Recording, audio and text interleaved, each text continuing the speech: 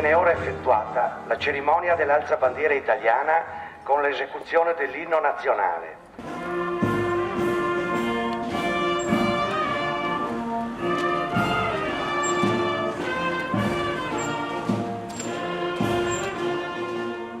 Così si sono aperte ieri le celebrazioni organizzate dal Comune per il 25 aprile.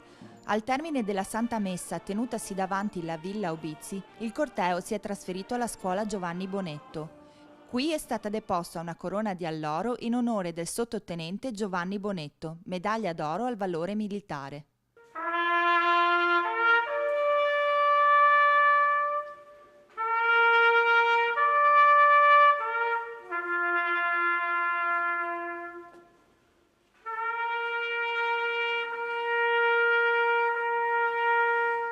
Sono stati inoltre resi gli onori ai caduti della patria con la deposizione di una corona di alloro e l'accensione del tripode.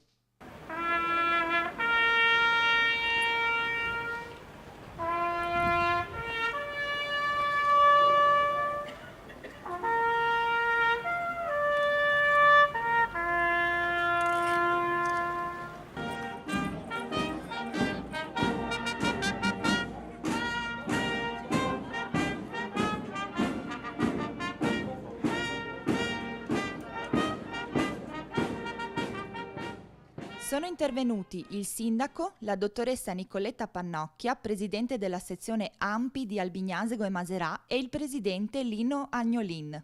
Ai nostri microfoni il sindaco Massimiliano Barison ci ha ricordato l'importanza del 25 aprile. Per ricordare quello che è successo e soprattutto i caduti della guerra e la resistenza.